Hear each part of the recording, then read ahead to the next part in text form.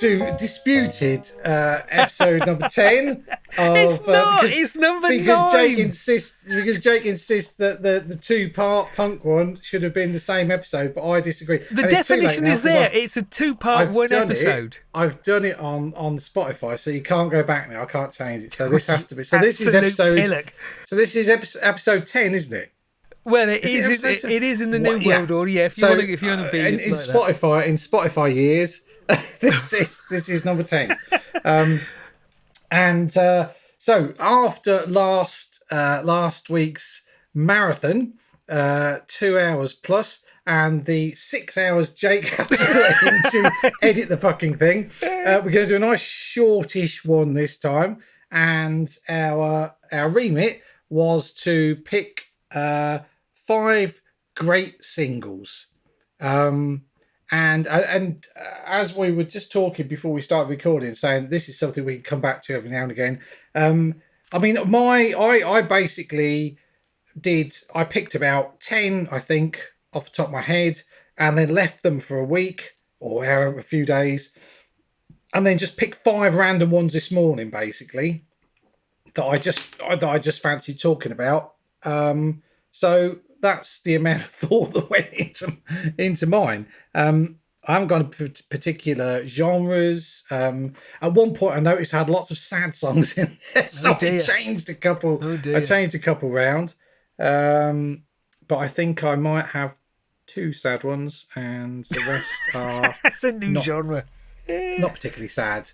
So, did you enjoy picking your singles? I really did. Yeah, have I really any criteria did. or? No, I set out with no criteria other than they were great singles. One of the things that I found was that I found quite a lot of mine are not on Spotify, which was deeply annoying. So I think there's only one on my list now that's not on Spotify, but my original list, I think 3 or 4 of them weren't on Spotify. So that was a pretty downer of a start. But I can sneak those in intermittently as we do further 5 singles lists, just so that we've got a bit of playlist. Did you go obscure? Or did you go any? Not necessarily. No. I just went with singles that I thought were really good. Everything from quite obscure to kind of limited edition, kind of underground, all the way through to chart hits. Yeah. I think I kind of tried to. What are you doing? To pick. I'm sorry, I had to put my phone on Do Not Disturb because I remember, I remember previously we've done this and I've had bings and the bloody kids start sending me messages. So, I kind of picked songs that I didn't pick anything obvious, I don't think, and I didn't pick anything that I kind of tried to pick things that people might discover. I think that's my, if any criteria at all. I think it's things that I think that a lot of people might not have heard and would listen to and go, oh yeah, I really like that. That's really, really cool. One thing I did do was I steered away to some extent from punk singles because when a lot of the bands we've talked about we've hit that quite hard in the last few weeks, and so totally. you end up talking about quite the same bands to some extent. So there's some great punk singles. I haven't really got any of those in, not this list anyway. Yeah, I've steered clear of punk. I've got some post punk. I've got 80s pop. Would it be 80s pop? Oh, we'll come to that when we get to the scene. Well, who wants to start? I started last time, didn't I? Because I was worried. Yeah, because I did. Or did I? No, I started with Pathological compilation last time. Oh, yeah, you did. Oh, right. Well, I'll start. I don't mind starting. So my first pick was Shimmer by the Flatmates. Ooh. So that was released in 1988 and was their 4th single, and I forgot to write it down, but I'm pretty sure it was on Subway Records. And the Flatmates were kind of that indie pop explosion from the kind of C86 years, right.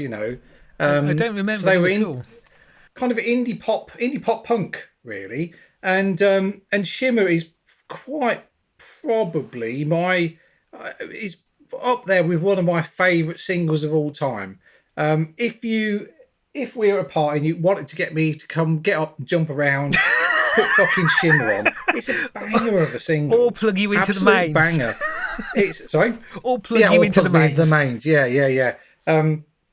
Yeah, oh god, that's just reminded me of. I did years ago. We went with the kids on a holiday to the Isle of Wight, and we went around this park, and there were dinosaurs. There were fake dinosaurs everywhere, and there was a fake electric fence.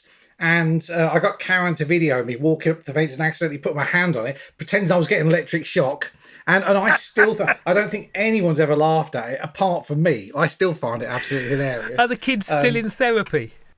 The kids, were just like, oh, for fuck's sake, Dad, you dippy old twat. Um, so yeah, but Shimmer, so kind of, it starts off with a nice, slow, kind of catchy, a twangy intro, and then just bursts into this just marvelously effervescent, shimmering pop song. Just about, it's just fantastic. It's kind of a like I read somewhere it was like the Buzzcocks meeting the Shangri-Las, Oh, which I right. think is a absolutely top description of it. But It that's is slightly absolutely glorious. making it sound slightly more appealing than your opening gambit of it starts with the twangy bit, which I didn't sound. Well, I was going to try and I didn't know whether to whether to kind of down which is kind of the. But I always do these intros and I always start singing stuff, and then I think, what if I get caught up by the copyright police for doing down. So That's unlikely. I'm sure the flatmates wouldn't worry. But yeah, fabulous chorus. Just banging 3 minute pop song, which is what all pop songs should be. About 3 minutes long, Yeah. and you can't beat it. And I've still got my copy, and I've still got it. It's in the cellophane with a little silver badge, little silver flatmates badge, Got actually pin on popped in there. badge. Yeah, pin on Oh badge. right, Yeah, okay. I remember yeah, that. They still used to got be that. quite popular in punkdom, didn't they? Badges. Oh God, yeah, yeah. There were shops. I mean, there was used to be a place advertised in the back of NME and says called Better Badges. Yeah. That's And something we that's had faded. God, we had so many badges. I had a great big pot of badges. I had like all my Stiff Little Fingers badges, Clash badges, all my punk badges. My fucking mum threw them out. Oh I'm never dear. quite forgiven her. Did Never badge forgiven her did for that. you'd know better than I? Did badges from the past acquire value, monetary value, other than kind of A sentimental certain value? amount, yeah. They're often the guys on one of the Stranglers pages on Facebook. They often post up their badges, their Oh Stranglers right. badges. I mean, some have got just every single Stranglers badge ever bloody made. So it seems there's one guy on there. I think his name's Neil, and he's got a Stranglers collection. Like, I mean, I've seen people's collections, and but I've never seen anything like his. I mean, he posts photographs of it and he's got everything. He's got like white labels of every album. He's got like the promotional stands. He's just Right. phenomenal. I mean, And lapels I don't. absolutely laden with Stranglers badges. Yeah, I would imagine so. I don't really get involved on that because I don't really feel like I can contribute too much. Other than I saw them once and I had loads of records, but it's really interesting to see. I quite enjoy joining all these Facebook pages just to see people's memorabilia because some people just got so much stuff. Yeah. I I suppose think if you get fixated, really, if you get ultra focused on one band, then it's much easier to obsessively collect than it is if you just can't help being distracted and drawn into lots and lots of others, like perhaps you and yeah. I were.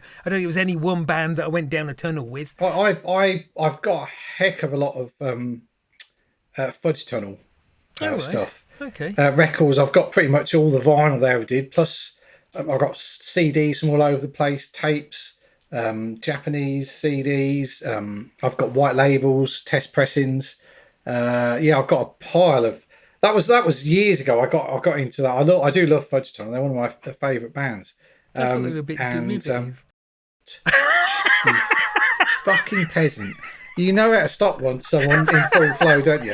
No, I they're thought they were okay. I derivative. saw them Are you once. just getting you're just getting your own back for me just saying I don't really like Coil that much, or I don't really listen to Coil very much. not, It's just revenge, isn't it? not at all. I'm not that Right, fuck childish. it. I'm not talking to you anymore. And that was episode 10 of My short-lived podcast. Yes. Oh Oh dear. dear. Yes, Okay. but anyway, that's me first. That was my first pick, Shimmer by the All Flatmates. right. Well, I can't say good or So bad on that. It sounds interesting. I look forward to listening to it. It's not a name or a song that I know at all. So my first one then will perhaps come as not such a great surprise. It's Back to Nature by Fad Gadget. And okay. back in 1979, I think I read a review, probably in Sounds, about this new record, and went and bought it, and it's bloody brilliant. And it's an electronic track. It was Mute's first signing. Daniel Miller had released his own single, but the first signing of somebody else was to Fad Gadget. And Fad Gadget was a Londoner by the name of Frank Tovey with no musical equipment, no musical training. And he had gone off to study visual arts and mime and felt that he wanted to put a soundtrack to that. So he started tinkering around with tapes. He had an old tape deck and bought himself some very cheap basic drum machine and a little keyboard, and he had a studio. And I remember reading back then the studio was in a cupboard. And I'm not quite sure how to picture that, because every cupboard in every house I've ever lived would be certainly inadequate to measure up to any kind of studio, ever basic. Was he some kind of electronic Harry Potter and lived under the stairs? Very possibly. He's perhaps a strange chap, but that stuck with me. His studio was in a cupboard. But he did a demo for Back to Nature, sent it off to Daniel Miller at Mute, and he got signed up, and they went off and recorded it properly. And it is a great, great song, a great, great sound, albeit still done with relatively basic equipment. So it's a drum machine, it's some synths that are making kind of distorted guitar sounds, and it is Frank, or Fad Gadget, who's doing the singing. And it's quite dark, quite menacing. It was quite different at the time, but one of the things that was quite interesting is it's a song with kind of an environmental awareness, which in 1979 was reasonably novel, because in 1979 we were all wrapped up in social collapse and the start Thatcherism and the Cold War and strikes and strife and so on. And here was Fad Gadget out there in the very limits of music, and he's singing about a kind of a love story in a kind of post-climatic apocalypse where he's living in a geodesic dome, and all very different to that what we were talking about. So it's a great song, loved it, and it really started a journey with me with Fad Gadget. I really liked Fad Gadget. Certainly his first 3 or 4 singles, the first couple of albums. The B-side to Back to Nature is a track called The Box, and that's similarly caustic and similarly raw. For some reason, and I don't know why, but Back to Nature doesn't appear on Fad Gadget's first album, Far Side Favourites, but The Box does, the B-side does, but it's a re-recording. So whereas the B-side of the single is very raw and grainy, the re-recording is quite the opposite, and it's very soft and very close and very claustrophobic. So, why it didn't make the album, I don't know. The second single, which is equally brilliant, Ricky's Hand, that didn't make the first album either. So I'm not quite sure what was going on with him. But Fad Gadget, he's a strange man. He kind of went, splintered into different areas. He did a collaboration with Einstürzender Neubauten, Collapsing New People, 12-inch, which is okay. And I think some of Einstürzender's material got taken out because it didn't really fit.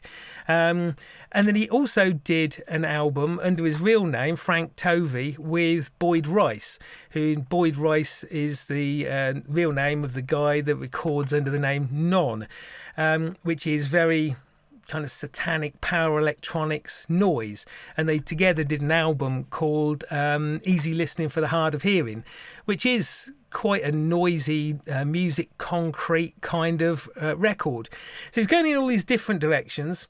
The last record I got by him was just Frank Tovey and the Hired Hand, and it is some sub Pogues-esque kind of claptrap, to be honest. I don't know quite what had happened to Frank, but he did lose his way a bit. I did see him live once. He had Daniela Dax on support, which was quite good, and it was very, very intense. He was very, very in the space. The one thing that do stand out in my memory was he had a banana, and he chewed up half the banana. No, he didn't do anything rude with it. I can see on your face. He chewed up half the banana, and he spat it out onto the dance floor. The floor, and a girl came up and picked it up and ate it as if it was some kind of I don't know, absorbing a rock star or something. But that's kind of scarred me. That. Anyway, I think that would probably scar me. It was a strange thing. Anyway, Fad Gadget died at the age of 45. He had a heart attack in 2002. Was he that young? That young, yes. Bloody hell. Which was... I remember when he died. That was 23 years ago. Yeah. Yeah. But it's a great single. That's a long while. The first part of his catalogue, I mean, I don't think he got the commercial success he was trying to get in the latter stages. His third and fourth albums, I think he's moving more into Depeche Mode territory and trying, I think, to grab a piece of that action. But the first 3 or 4 singles, the first couple of albums, absolutely brilliant. Yeah, I remember you trying to get me into Fad Gadget. I just didn't get it at the time. Just didn't get it. I think it was partly I didn't get it, partly I just like pissing you off. That's just been the way with you forever, hasn't it?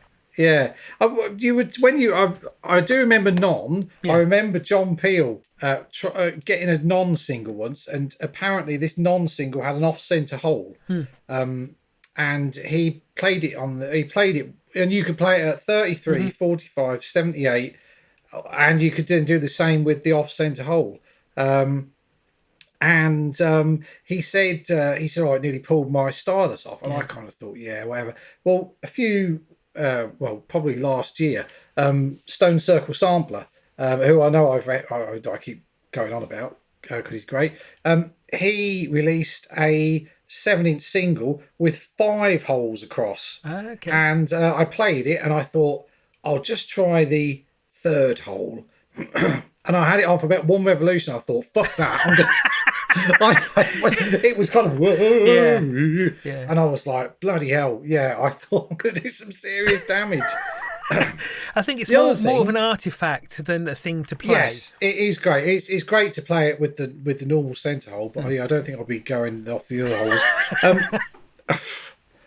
Please, come on, we're grown ups. You started with banana smirking. The other thing, when you said about the environmental and 1979, and you didn't really get environmental-ish, that reminded me of I think it's Butcher by Killing Joke on What's This For? Because that's environmental, isn't it? Butcher the Womb and Expect It to Bear. That was an environmental song, and I always think of that and think, they were kind of ahead of their time. I think punks certainly were, weren't they? I mean, punks were much more world aware. But I don't think... Oh, we definitely were. We were way ahead of our time. But I don't think across society as a whole, I mean, it wasn't anything like you get today, where climate change, environmental destruction and decay is never far away from the headlines. And everybody knows what it is. I think, James Lovelock, back in the late 60s, he first started the public awareness, the consciousness that there were things going wrong, that there were indicators that what we were doing was having a destructive effect. But it took a long time for that groundswell to build into something that really did hit the consciousness. So I think Killing Joke, Fad Gadget, and then allowed twats to deny. Yes, so, indeed. Yes, fabulous. Certain people who want to rip every oil and gas molecule out of the North Sea, irrespective of what it means. Arseholes. Yes.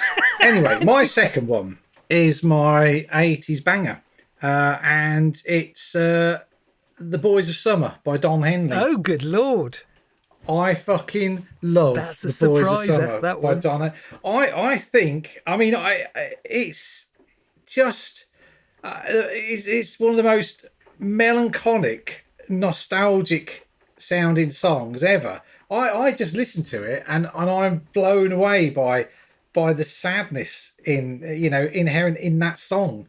I just think it's a wonderful thing. So Don Henley was I think he was the drummer with the Eagles, wasn't he? I don't know if he was a drummer, he And was in the Eagles, yeah. was he guitarist? He might have been a Yeah, it might guitarist. have been, yeah. He was in the Eagles Yeah. anyway. Yeah, who was the drummer Oh, I then? don't bloody Oh, know. It's the I can't Eagles. remember. Anyway, yeah, fair play. So this was released in '84, Gosh. which and I think at that time it kind of I think it bypassed me completely, and then I remember hearing a cover of it by the Ataris, Californian punk band, who I think are quite fabulous as well. And they did such a good cover version of it, but more in a kind of a punk pop type style. I thought, oh, that's really good. I vaguely remember that single. I'll have a listen to it. And when I listened to it, as I say, I was just blown away with how with the longing in it. I think it's one of the saddest songs ever. This is what I was talking about, the sad songs. I kept Yeah. picking these songs. Like, fuck me, they're all sad. And yeah, just that longing for something that's gone and isn't going to come back. I think that's what it Is that is. resonating with you as an individual, as a Oh, sentiment totally. anyway? I think it does. I think you get to a certain age, and you do start. You do start getting nostalgic. I always had this kind of discussion with Karen when we were married, and she always say, "Oh, you're so nostalgic. You get so nostalgic." I said, "Yeah, I do, and I don't know why." But she was about 8 years younger than me, or well, she still is, obviously. She, As I far as don't we think that's know. going to change. Yeah, and unless she's been in that fucking time portal again. But anyway, and then I remember, as she got older, she kind of started getting a bit more nostalgic as well. And I think that's the thing, I mean, you when you're young, obviously, everything's so close to you. It's no more than a few years away most of the time. But then I think as you get older, you start to realise that these things were a long while ago. They're not coming back, and you then are not coming back. How you were then isn't coming back. You're not going to be that 17-year-old. And while you're like in your 20s, 30s, you can probably, you still feel quite youthful. I'm not saying I feel old, but it's just You that, look it. you know, yeah, fuck off. It's just you can't even tell. I haven't got the fucking lights on the front room. You Just can't as see my well. video. I can see, but I'm just this silhouette at the moment. I'll have to turn the light on in a minute. But yeah, this the whole thing with nostalgia, I think, is quite a it just gets more and more as the older you get. It does. I Really, don't disagree with that, but there's a difference between nostalgia and looking back at the past and thinking about the good times and wanting to relive it or go back to it. Because I think one thing nostalgia really does do is it only really remembers the fun, the nice things, and oh, even the absolutely, yeah, bad things totally, are given a kind of patina of, well, that wasn't so bad, that was character building. I think to go back and yeah. if I had a wish to go back and live my life again, I don't think I'd necessarily want to. No, I know, I know, I know. I think you fall in the same Yeah, same exactly. pitfalls every time, wouldn't you? Indeed, yeah. And if you go back, I won't take quite so many drugs this time. yeah, but you're still the same person, and it's you go back knowing what you know now, and you change things, and then you fuck everything up. You don't know what's good, bad, or indifferent is going to happen.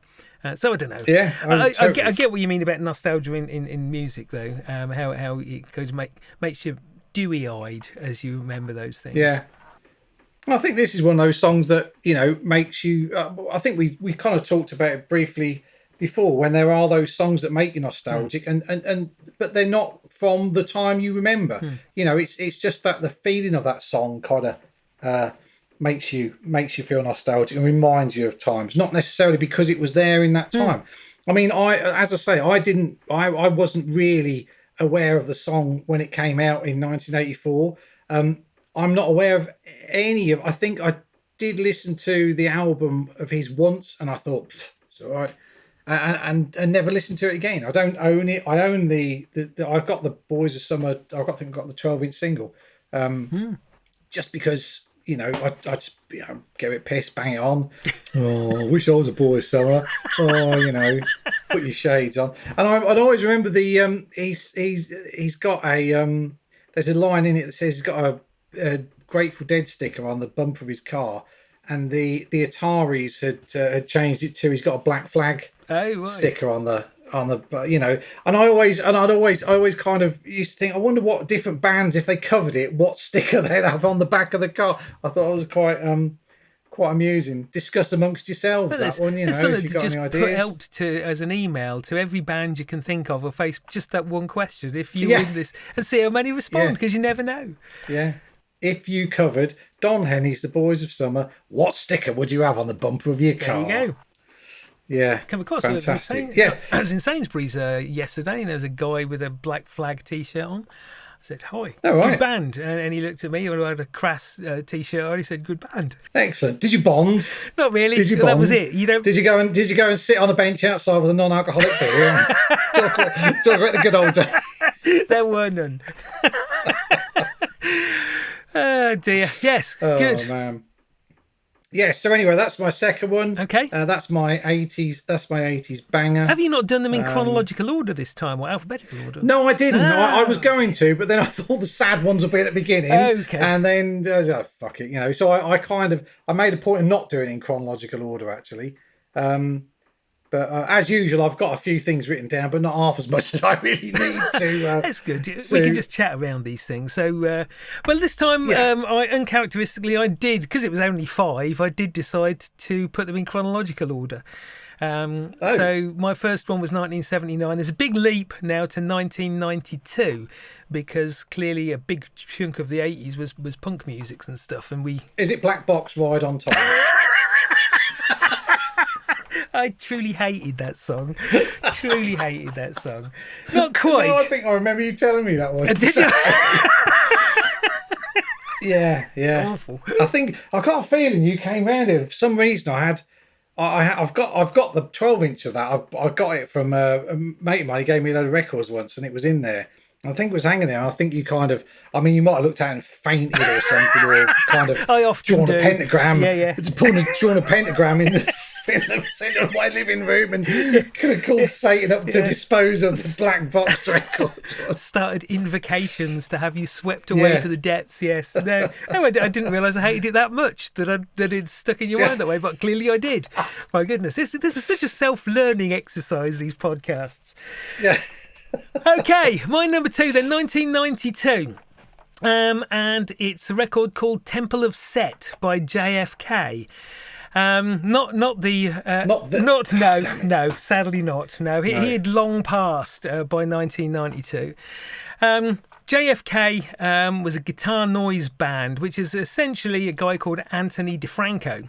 I bet this is the one that's not on Spotify. You're absolutely right. This is the one that's not on Spotify. So it's an experimental rock track. It's a limited edition 7-inch of 500, and I've got number 371.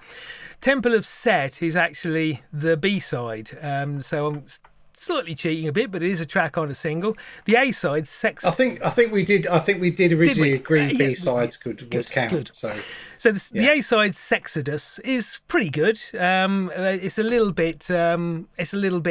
I suppose, slightly dull in comparison to Temple of Set, and Temple of Set isn't necessarily full of dynamic changes and so on. JFK as a band, as I say, so for a comparison, you'd be the A side of that record, I'd be the B side. I think you'd be the hole. You'd be the hole in the middle. The A. You'd be the A hole in the middle. Oh dear. So JFK, Anthony DeFranco. As I say, JFK is essentially one person, but I think he was also in the band Skullflower. It was a similar. Oh, I saw I them. saw them as well. Yes, not the Yeah. same time. Fucking hell, they were loud. Loud and noisy, but he was part of Yes. that scene. There was a whole scene with guitar noise bands like that. There was Ramler, Ascension, bands Splintered, whole raft, and they interchangeable people in I think I them. saw Rambler as well. I think Yeah. they all supported Godflesh Okay. at the Junction in a 1990 something. Yeah, probably. On the Pure, they were doing the Pure. They were touring Pure, the album Pure, their third album, I think, wasn't it? Okay, yeah. Well, if you'd looked closely Yeah. at the support acts as they came on and went off, you probably would have seen several familiar faces as they all just changed instruments and came back on again. Third Gatekeeper, actually, the Skullflower album. I don't know if you know, but that was released on Justin Broderick's label, Head Dirt. So there's a tie-in right. with guitarists there. And Skullflower actually had ex-members. They went through several different lineups, but at varying times they had ex-members of Terminal Cheesecake, White House, and Coil all in there. So a whole array right. of different sounds. So it's on Fourth Dimension, which was a great label, run by a guy called Richo, who also was the main man in Splintered. But it's a great label, and Fourth Dimension also used to put out Grim Humour fanzine. I don't know if you remember that. It was a big A4 fanzine, really thick, stuff full of interviews and reviews. Yeah, that rings a bell. Used to get a cover mount split 7-inch single from time to time, which I've still got a few of those, all in the same design cover, but with one band on the A side, one band on the B side. Was that back in the Soap in the Stamps time? Was that, or that would have been a bit after? That, yeah. But great. Anyway, so Temple of Set, as I say, B side to the A side of Sexodus, is absolutely brilliant. I heard it on John Peel, is where I heard it, and I just thought this is where else? Absolutely, absolutely fantastic. Both the tracks on this record are instrumentals, so there's no vocals at all.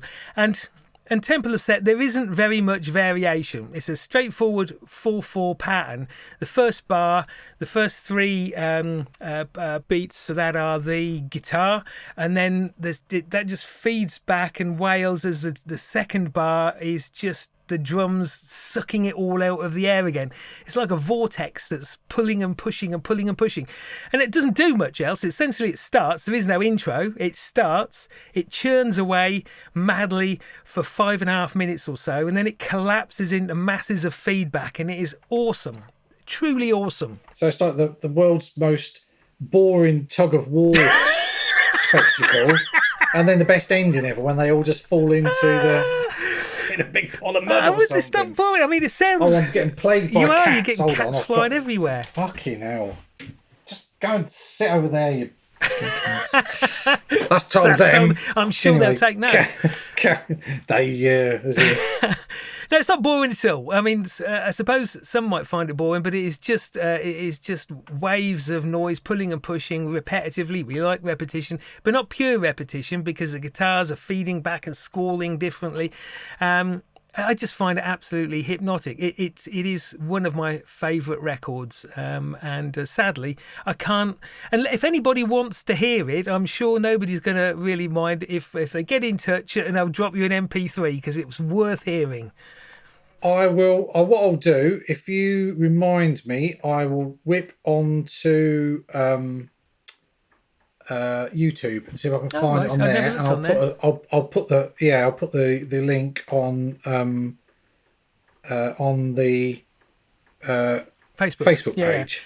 The only alternative is I can put a track by Skullflower on the playlist. But to be honest, nothing else by any of those bands. As much as there's a lot of good stuff in there, and even JFK's got some interesting stuff. Some of it guitar oriented, some of it electronics.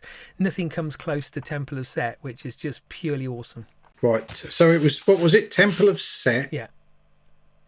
Right. By JFK. How the fuck did I forget that? You. Well, yeah. Fair if play. it helps, yes, because my brain doesn't work. If it helps, it's on Fourth Dimension Records. So if that helps as another search, then that would be the way to do it. Yes, I will have a look for that. Yes, awesome. Okay, so number 3 for me. Do you know, I've had the way we record this is via Zoom, and then we we record our speech. So every 40 minutes, because we're cheap and we do the shitty old Zoom, we have to stop. And we've just had a 10-minute break, and now I'm like, oh God, I wish I hadn't picked that. Luckily, Oh man. I did write down six, so I'm kind of so I'm going to go with my for my number three. I'm going to. This is my other sad one, Oh. and it's single from 1971, and it's Nina Simone, and it's I can see your eyebrows just went Yes, yes. skywards, Very, most and intrigued. it's called Mr. Bojangles. Oh, what a song! A great song. Yeah, so I weirdly, I mean, Karen was a big Nina Simone fan, so I've been around Nina Simone for quite some time. Before I met Karen, I don't think I really ever listened to her, other than the obvious charty ones. But Karen had some stuff, and although weirdly, this wasn't on anything that she had. And a few years ago, I picked up um, a compilation LP, ironically, from a charity shop, and this was on the end of it, and I was absolutely blown away. It absolutely took my breath away. I'd never heard anything quite so unbearably melancholic It in is. my life. And it's a proper standard these days. Everyone sings it, and I really don't think anyone has ever made it sound quite as sad as Nina Really. Simone does. I weirdly when I was researching, because I do research, believe it or not. Um, You it's hide it mainly well. it's mainly I'm googling things like how not to go off in mid sentence on a completely different ramble, but but that's. And I listened to lots of versions. So it was originally written by a guy called Jerry Jeff Walker, and he met this guy who is known as Mr. Bojangles. That's his pseudonym, in a jail cell in New Orleans in 1965. And he, like I say, he called himself Mr. Bojangles to hide his identity. So the song tells of him meeting Mr. Bojangles, and Mr. Bojangles shares his life story and tells of his lost dog, which is always sad, and then does a tap dance to lighten the mood. And it sounds shit, but it's just the most brilliant song. The Jerry Jeff Walker version is really good. The Neil Diamond version is really good. All the rest of them kind of pale in comparison, really. I mean, even people. I mean, Sammy Davis Jr. used to do it I've got a as copy of his that one. Yeah. yeah, and I don't think. I mean, and his versions, passable, but no one quite nails it like Nina Simone did. No, no. It's the most heartbreaking song. Um, and I absolutely love it. I'm forever putting it. I mean, when you do like Spotify play, well, you don't because you never use bloody Spotify. But when you let's go back. Well, when you make a mixtape, Yes. you it's the kind of song you'd always bung on the end just to make everyone cry. Um, they just get jolly go along. You've had a bit of indie Britpop in there. You've put an old post punk bang, a bit of reggae. And then everyone's yes. Oh, one more song. Oh, it's Nina fucking Simone. Oh my God, Mr. Bojangles. It's It's a like good yes, song. gotcha. It's the most glorious song, and it's one of those songs where I like to think that everyone knows it, but I don't think people do. And I thought it'd be a brilliant one to bang on a playlist just to go, look, this is such a brilliant song. You really need to listen to this. I'd be You very, know, very surprised if there was anybody of our vintage that wasn't familiar with it, although it's entirely well, possible. but I wasn't. I wasn't until probably 3 4 years ago. Oh, I'd really? never Oh, heard okay. it. No, Okay. never heard it. I didn't really know. I didn't know Mr. Bojangles at all. I hadn't really heard anyone else sing it because the type of people who sing it, and I mean, and this is I don't mean this in any kind of snobby way. The type of people who sing it are not really the type of people I'd listen to. Yeah. I mean, Robbie Williams has done a cover. There was another one. There was a girl who did a cover that was really good. I can't remember. I should have written it down, but I didn't. But all the it's like like I say, Sammy Davis Jr. Tony Christie. the, no Tony. Oh, the fucking I can't remember his bloody name. The one who was always on Bennett. Tony Bennett. Yes. He's done a cover of it. Yeah. So it's all those kind of people who do it. All the kind of the smooth cabaret singer types. I think Flux of Pin Indians did one. Did they? No. Didn't see that on Spotify. Yeah. Probably, I would imagine JFK probably banged one out as well, You don't recognise all. But it's just such a fabulous song. And to be honest, I kind of, when I was thinking about it, I had to like, did it ever get released as a single? And then I checked and it did get released as a single, although it may well have been the Netherlands. So I was I was pushing my luck slightly, stretching the boundaries again. But yes, but it was and like I say, it's just one of those songs. You just think, you just hear it and you think everyone needs to hear this. Such a brilliant song.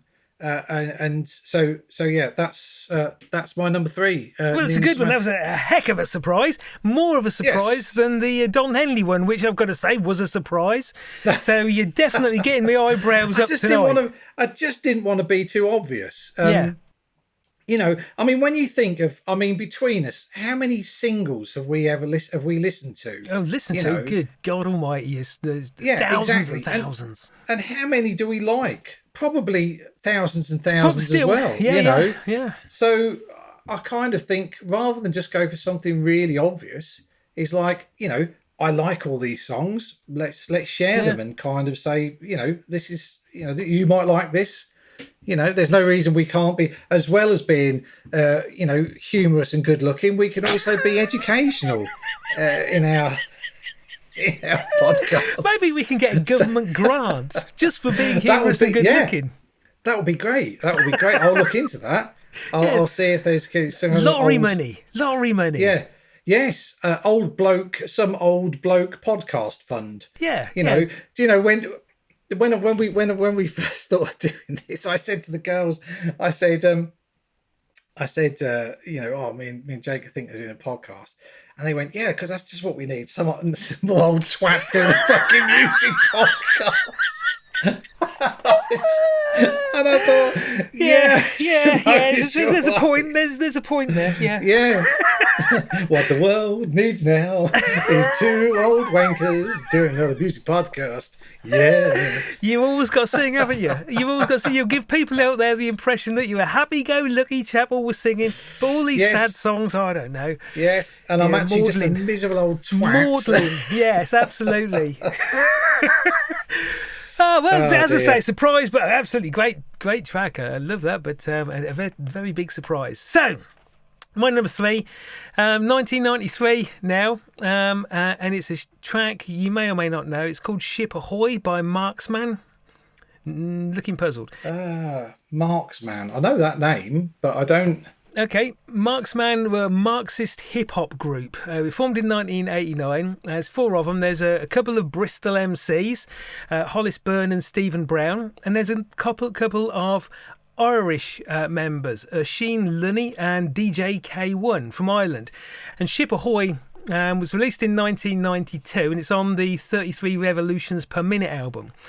The album's pretty good, but this track is fantastic. It's absolutely awesome. I can't remember where I first heard it or how I came across Marksman, but it was years and years ago. I think it might have been on one of those late 80s, early 90s music video show thing. Well, it wouldn't have been the late 80s because it wasn't released till 92, but one of the early 90s video channel shows that used to be a lot of music. Oh, MTV? Not MTV, no, whatever. I don't know. On mainstream TV, do you mean? Because there were a few kind of late night TV shows, weren't there? That's right. Had music videos on. Yeah, I can't remember the name. There was one called Transmission that I always remember.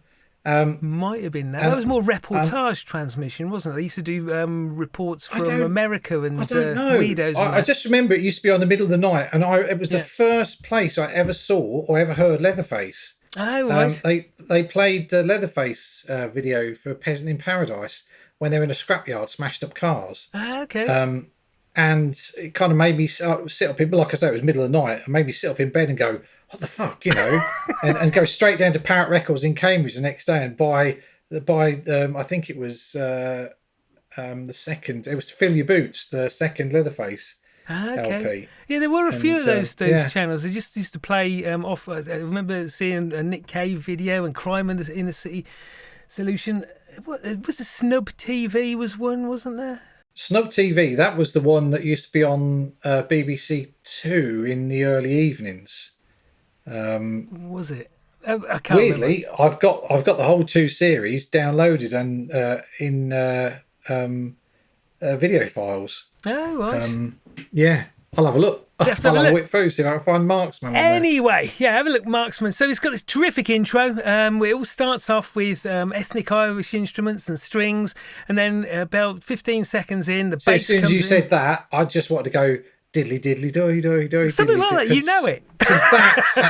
No, because that's how shallow I am. As soon as anyone says Irish music, Yeah, I'm yeah. just like, yeah. Yeah. I'm just Stereotyping. yeah. That's racist, you. I am. I'm terrible. Yeah. I apologise, Brendan. I didn't mean to stereotype the Irish, which But I've it's just done by using her nickname, which was Brendan. So well, there you go. There you go. anyway, sorry. Carry on. But the Irish, the Irish element of this track, which is a very hip hop and kind of Bristolian hip hop track, the Irish element is performed by a guest banjo from Tom McManaman, who was in Shane MacGowan and the Popes.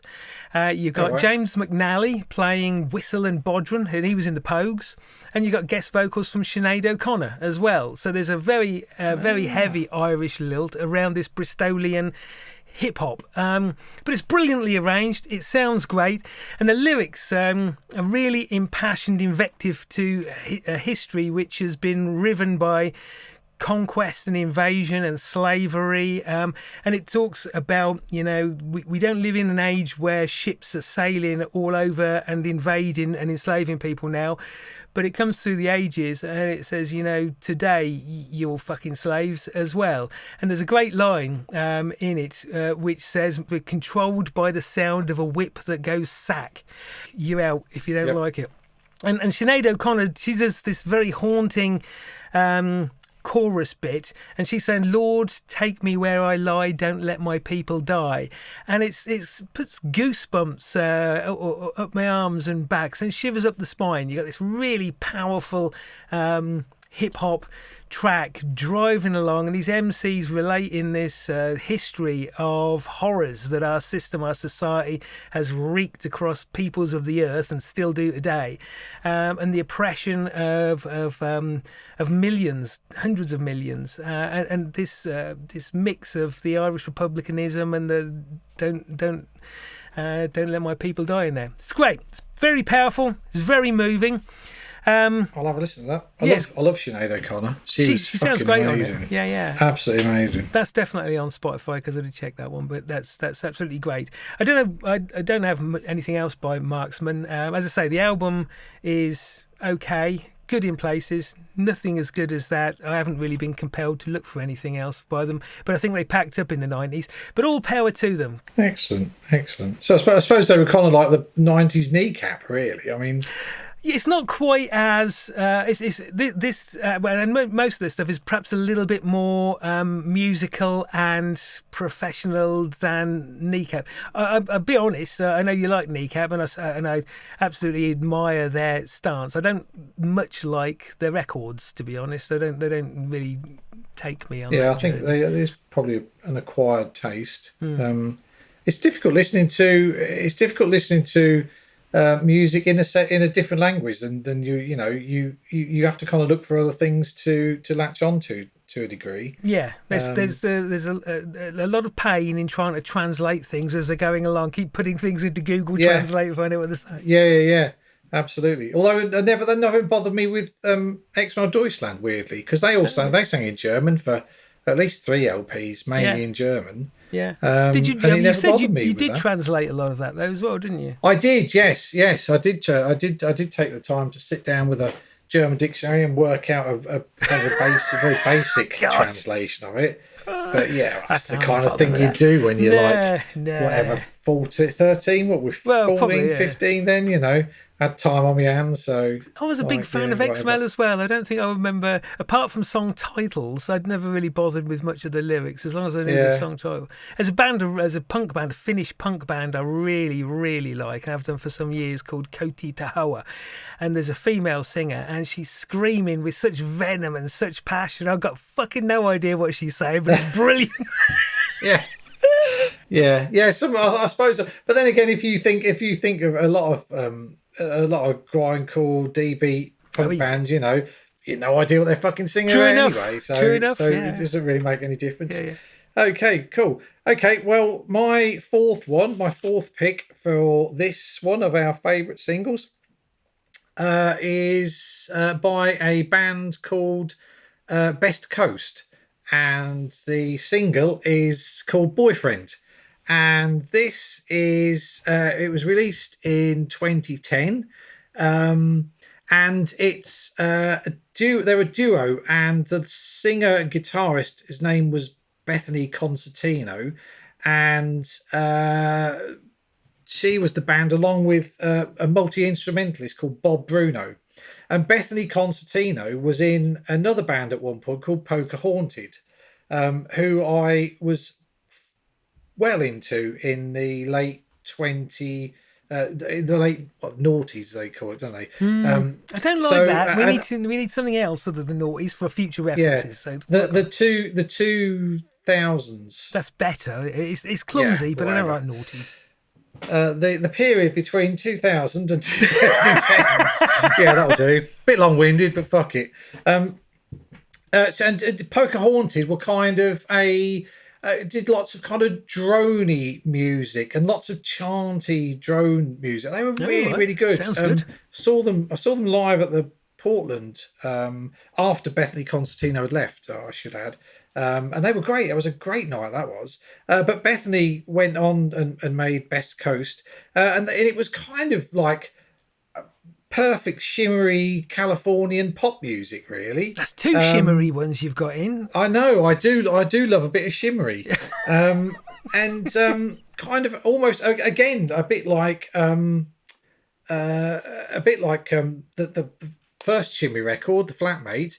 It's very very 60s girl groupy type thing with kind of a bit of an AOR sheen. It's like kind of yacht rock Oh. with 60s girl vocals. And Boyfriend was just one of those fabulously summery sounding singles, that just called out for lots of alliteration, and was one and got played a lot on one of our summer holidays. I remember we drove off to, I think we went to the Isle of Wight, took the girls down there, and we had the album that this came from.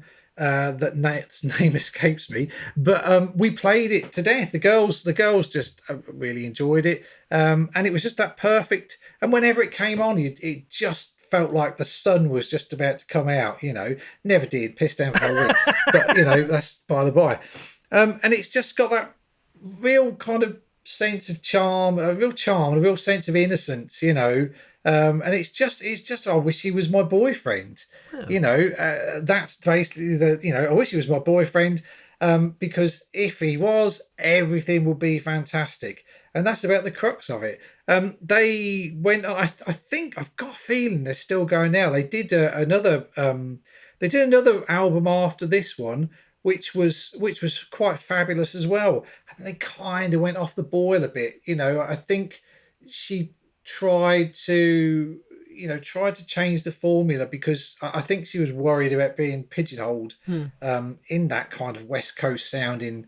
It's like an update on 60s summer pop, and I didn't think she quite pulled it off, and it's but I could quite easily go back to this album. It's Crazy for You. That was the name of the LP, this particular LP.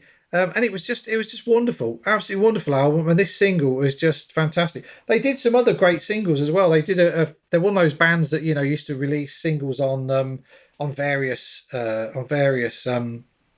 independent labels, 7-inch singles, and they wouldn't appear anywhere else. So you had to buy the. It's really bloody annoying, but yeah, and they did some absolute crackers. But I still go back to this album quite regularly, and again, it's one of those singles where you just think, why doesn't everybody know this? Yeah. I think that's the thing with singles, isn't it? You find a single you love, and you just and it's just like, but why doesn't everybody love Yeah. this single? And a lot of the times it's purely because it just doesn't get played on mainstream radio. It doesn't get played on it doesn't get put on now. That's what I call music. Never makes the charts, and it's sad, really. That's what we were You've saying got all last these week. There are nearly absolutely, yeah, 100,000 new pieces of music get uploaded every day. And, yeah, when I read that some months ago, that's probably gone up by an order of magnitude over the period since then. There's no yeah, way, totally. there will be thousands of fantastic tracks out there that you and I don't know, and we go out looking for it. Oh, absolutely, Most yeah, people don't yeah. have the inclination or the time to do that.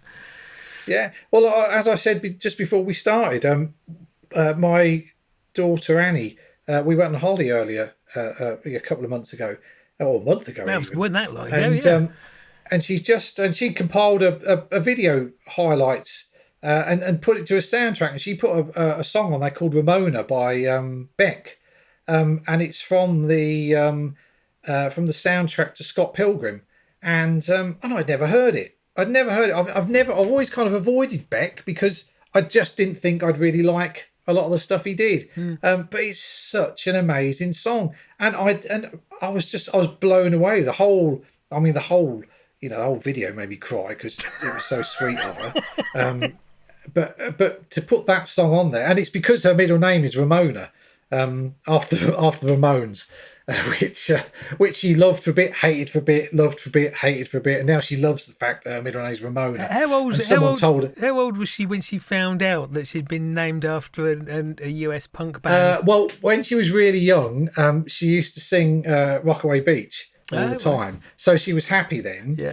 And then she got older and stroppier, and and was then, oh, what did you call me, bloody Ramona? And then liked it again, and now she thinks it's great. And someone told her that Ramona, it sounds like a really hard name, and it's like, and I was like, yeah. She's not hard at all. She's a lovely little soft thing. But, There are so many worse things but- you could have called her after bands. The list would be endless. yeah, yeah. Annie Buzzcocks. I don't think that would have gone there particularly. Annie well. Godflesh. Yeah. Oh dear. Yes. Yeah. Yeah. Anyway.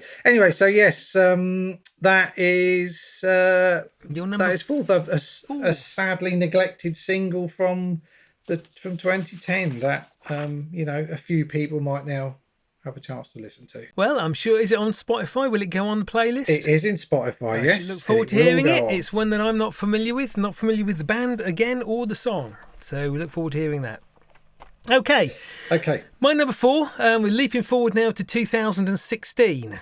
And it is a track Recent. relatively recent. It feels recent, doesn't it? 2016. That Yeah. sounds recent. It's yeah. But that's Is 9 it, years is it ago. Taylor Swift? Is it Ariana Grande? Is it? You kind of, well, at least it's a female, so I suppose you're halfway there. It's an American Canadian by the name of Hayley Bonner. No, Oh, I've got. I've got. This is I've got one I something would by- have thought you had heard of. Yeah. Yeah. Kismet I've got Kill. I've got an album. Oh right. What was it? What was the album called? The album this is on is called Impossible Dream. I don't know. I'll have to have a look in a bit. I've definitely heard of Hayley Bonner. I'm sure you have. And probably heard the song Kismet Kill. I've got a couple of Yeah. albums by Hayley Bonner, and they're okay. They're good in places, again, but Kismet Kill is fucking awesome. And this was one that I stumbled across when watching Jules Holland, because she appeared on there, and I was blown away. It was absolutely fantastic. So, as I said, she was born in Canada but raised in Dakota. her real name is something different. Hayley McCallum, not Hayley Bonner. I don't know why Hayley Bonner, but Hayley Bonner is her stage name. So it's a really interesting drum pattern. The tune is fantastic. The guitar sound is awesome. It's really loose, ragged, distorted, but not in an over-the-top, in-your-face distortion. Lots and lots of tremolo on it playing. It's really, really lovely sound. But the song is to kind of fall in line with you. It's quite a depressing song lyrically. The tune's not at all kind of maudlin or minor chord or anything like that. The tune's quite nice and uplifting and so on, but the theme is about lost youth, teenage pregnancy, times flashed by, the lyrics crying in the kitchen sink, did I bury my dreams of running, I was impossible when I was beautiful and now I'm the kismet kill nailed beside you, we're the kids that have kids at parties kind of thing. So it's quite sad from the perspective of the lyrics, but the song is great. The tune's really, really nice, and if anybody's not heard this, I think this would be a great intro for people to Hayley Bonner. As I say, the albums that I've got, I haven't got all of them. I think she's done 9 or 10 albums or something. I've only got a couple of them, and they're good. One of the albums, The Last War, has got a credit to Dave Grohl on it, a thank you to Dave Grohl, and it's kind of like, this man is truly omnipotent. I think he's playing live with somebody simultaneously at 7 stages around the world somewhere, and he's supporting and producing as many on any given day of the week. I'm sure he's being cloned on a remote island somewhere. Nothing against Dave Grohl. I mean, he seems like a really nice chap and a really busy and supportive chap, but he does turn up all over the place. He does, doesn't he? Yeah. Like your cat. It was there. It's like Yes. it's like a scene from some feline version of Jaws as she circles around your head. Oh man. Anyway, I don't know an awful lot about Hayley Bonner. I put it on because it meets the criteria. It's just a fantastic single. I'm just having a look for an Impossible Dream. That's what I've got. That's the one. It's got Kismet Kill on it. Oh right, yeah, I've got that LP. Well, there you go.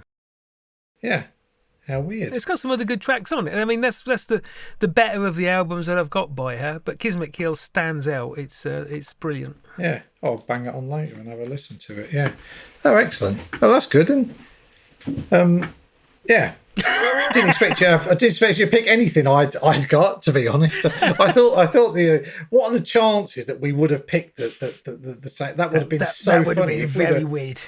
Oh my goodness! I think like we said at the outset, amazing. because we both consciously kind of decided that despite the masses of great punk singles, we'll kind of steer clear of that. I think if we hadn't both taken that view, albeit without discussing it in advance, we would almost certainly had some that we crossed over on, whether it was Decontrol or Nagasaki Nightmare or something, I'm sure. Yeah.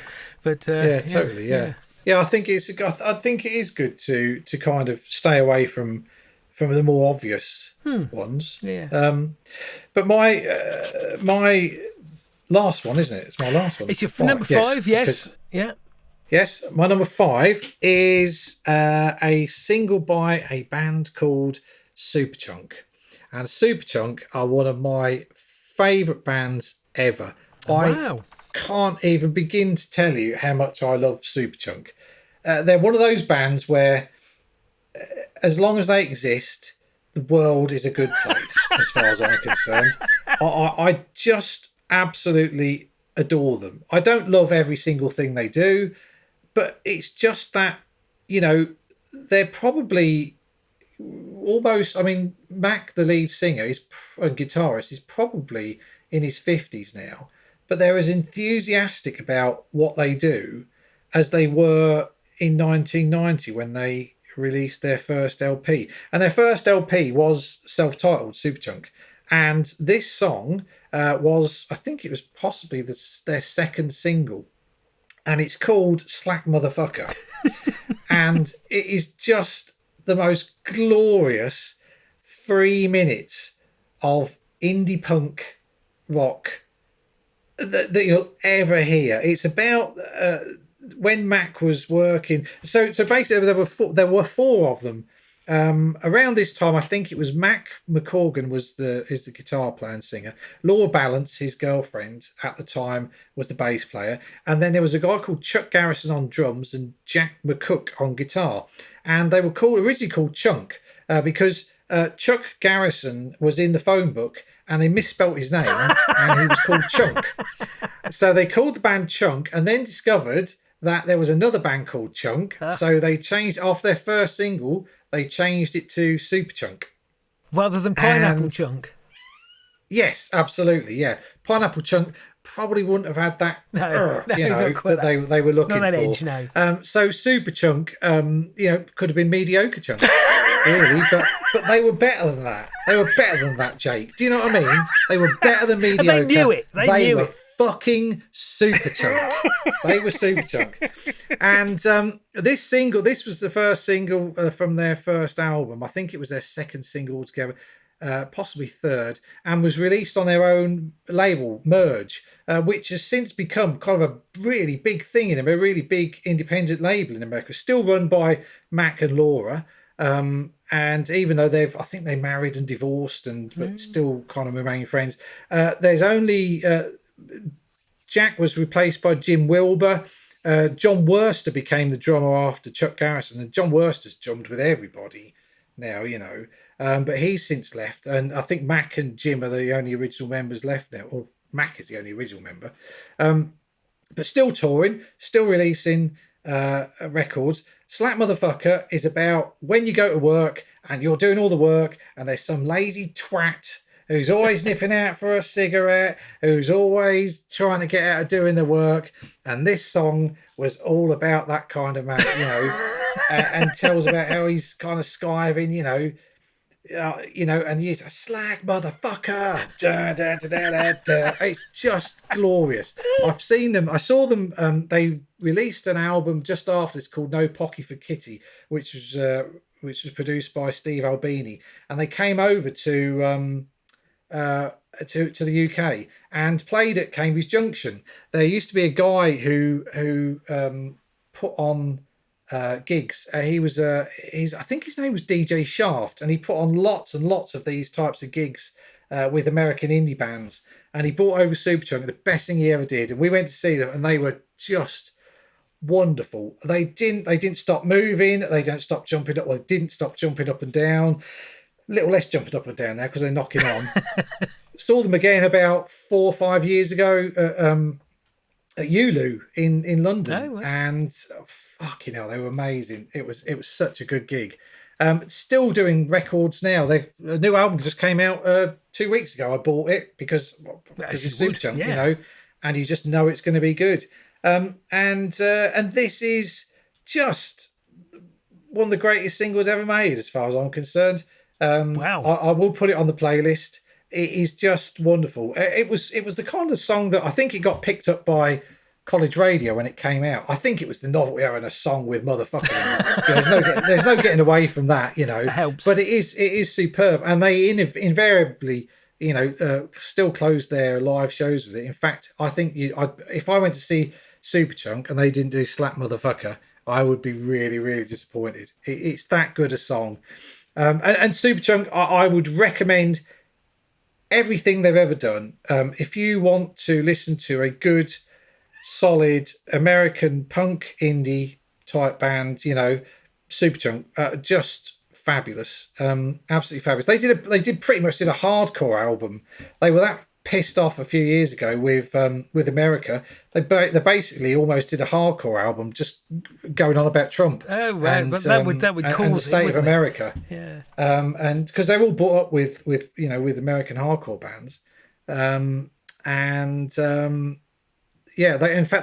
did a song about Reagan Youth, the old hardcore band. I don't know if you remember them. They were a great band. Did a song about Reagan Youth. But yes, Okay. so I don't know them that Slap well. Motherfucker by Superchunk. I'll have Yes, to investigate because your obvious passion and love of them, it means I'm certainly feel I, like I'm missing something there.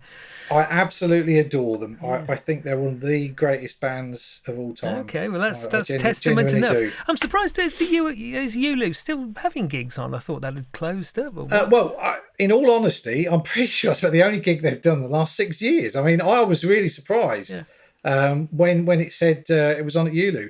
In fact, they did another gig at Bush Hall a couple of years ago, but I'd already promised Annie I'd take her to a gig at the at Wembley Arena the same Oh night, and I was dear, just dear. devastated. You have to watch these double Yeah, bookings. so I only went to Ulu once. That was Big Black played, oh and right, yeah, that was a stormer. But okay. Okay, so we just had another enforced break because we ran out of time because our plans to do an hour long episode by only doing 5 songs each is kind of disastrously wrong. But in that break, I have actually been over and checked, and I have 2 albums by Hayley Bonner. oh yes, so it's Impossible Dream. What's the other one? The other one was the one she did after that, but it was only under the name of Hayley. And I I've can't not remember got what it's that one called, there. but it's in splatter vinyl, which is always Oh, entertaining. right. Yeah, and then I quickly had listened to Temple of Set by JFK How did you find it? on YouTube, and it's fucking brilliant. I really liked Excellent, it. Yes, excellent, I thought that was excellent. really good. I thought it was really good. So I'm surprised it was on there. yeah, so I guess there's no video. It's just the no, soundtrack. it's just a picture of JFK. JFK. But I will put okay. it on the once we upload this one, I'll make sure that it's available on the Facebook page for anyone Excellent. to listen to. Yes, very noisy, very noisy. Noisy, beautifully repetitive. Yes, Fantastic. yeah. Just churns away. And okay. while we had that 10-minute break, I should just add the cat's just done a huge shit in the litter tray. Couldn't wait until the beginning of the fucking 10-minute break, so I can go and clear the fucking thing away.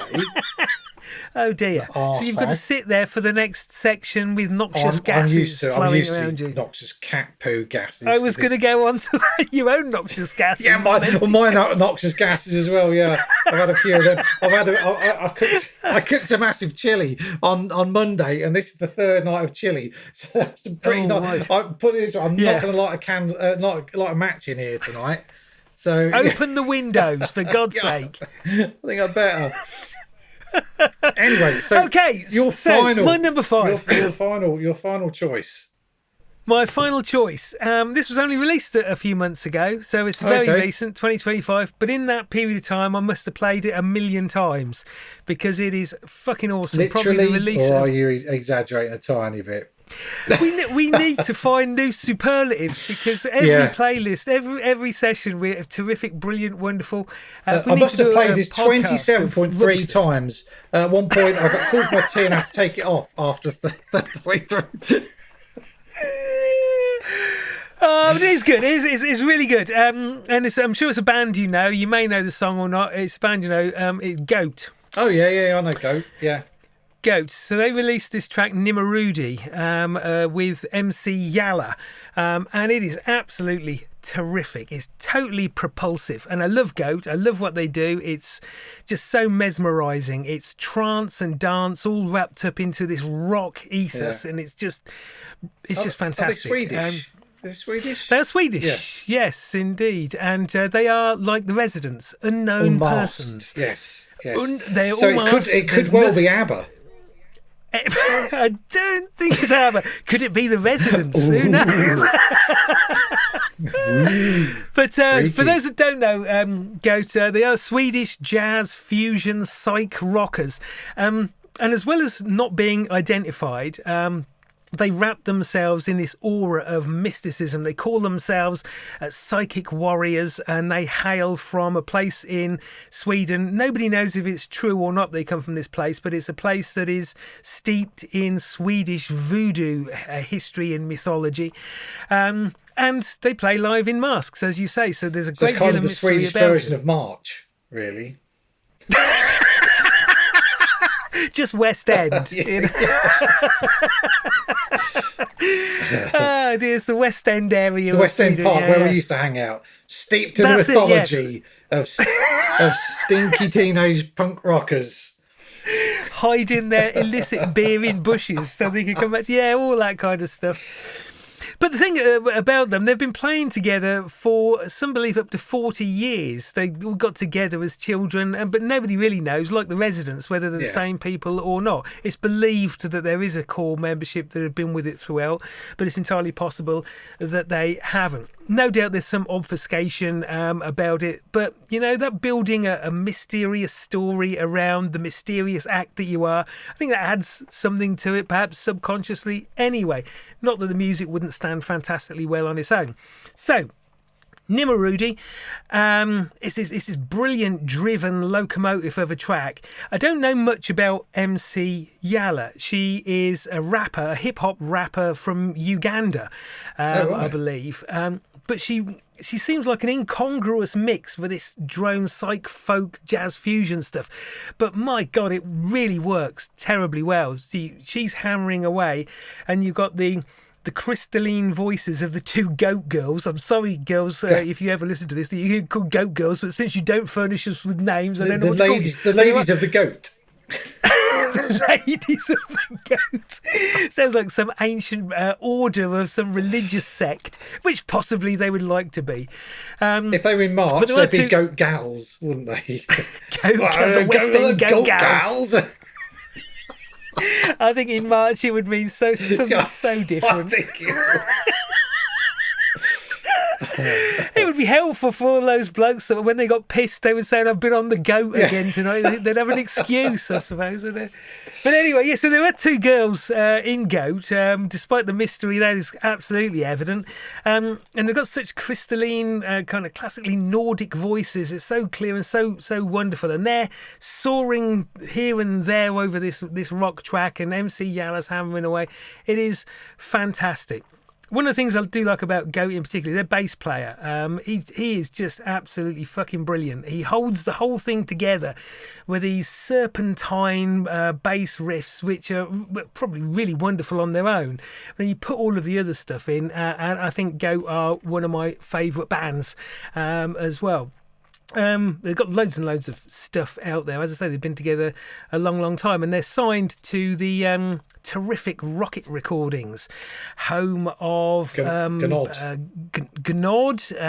and Teeth of the Sea, Shit and Shine. Done some stuff for their Gas, all kinds of great bands on there. I think July Skies did a record on Rocket years and years ago. Might be.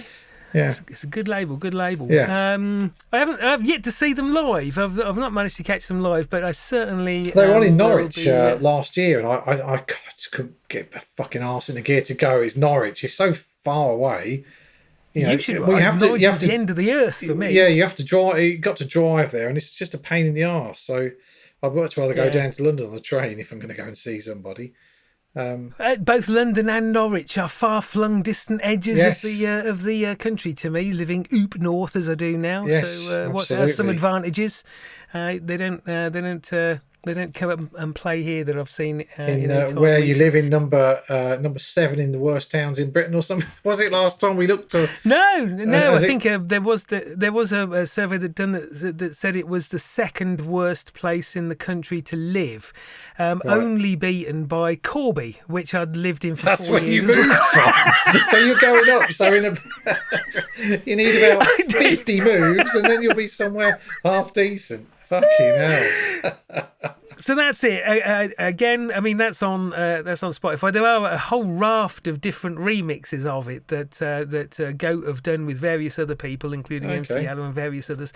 Some of them are quite hard and noisy. Some of them are not. They're all very interesting, but the key one is Nimmerudi itself, which is fantastic. Yes, maybe that's something we should do maybe our five really great remixes or something. That might be an idea for. It could be one. Although the amount of time this is taking, we might as well go back to fucking 10 anyway. I think the way we're going at 10 would be dawn is breaking. I reckon if we don't get any quicker, it's going to be yeah. So let's pick one album from one track from one album from 1 year.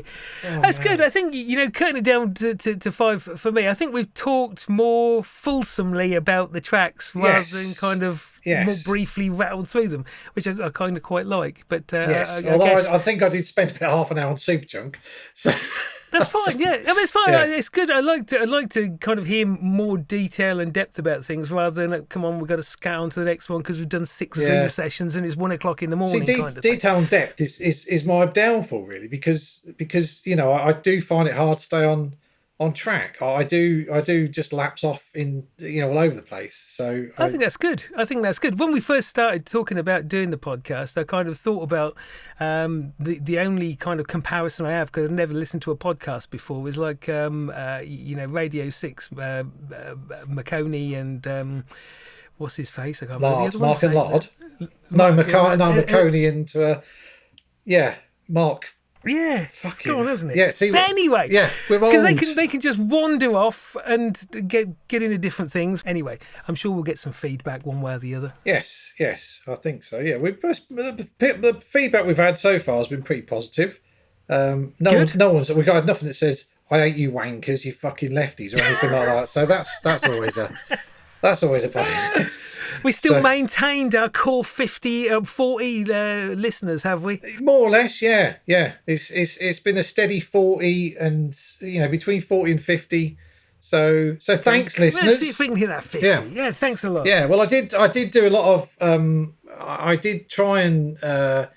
I've kind of worked out how to do things on Instagram now, and how to put hashtags and how to at people and that. So I did make a valiant effort to try and tag Johnny Trunk and Bob Stanley in, just to see if they'd go, oh bless them, amateurish wankers, but they're not too bad or whatever, So but nothing happened. Nothing happened. So okay. So well, it looks like do is keep I'm a Celebrity still some way off. So yeah. Well, it'd be. Is that still on anymore? I think it's Traitors you'll get on now, won't it? Yeah, I'm shit at that because I can't keep a straight face. I'd just be like, I'd be looking all serious. Oh fucking hell, it's me. So I'd be terrible. I think that's probably why Annie kept beating me at cards when we were on holiday. We played cards every night. She used to kick my arse. I think it's because I got such a terrible bloody poker face. Not that we play poker, we've got such a terrible rummy face. That sounds even worse. Right. That's me sound like some kind of old alcoholic. Or a rummy face. Roomy. Anyway, another semi-marathon episode. So yes. I hope everyone appreciates this one, and again, if you want to comment, I think you can comment on Spotify, you can comment on any of the social media sites. We do, I pass it all on to Jake, but I really do enjoy it when we get comments. Just to let us know if you're listening, and just let us know if you think we're any good or whether we should just fuck off.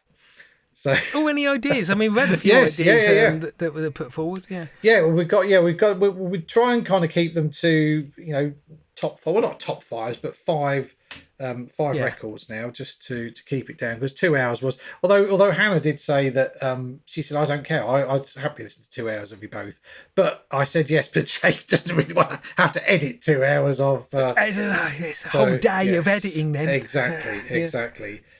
So anyway, so let's sign off now. Thank you very much, everyone who listened to this episode, and again, leave us any feedback, get in touch, tell us how fabulous we are and how shit Jake is. That would be great. Absolutely. That would be great. Perfectly in character. Good night or goodbye, everybody, and look forward to joining you for our next session. Yes, see you soon.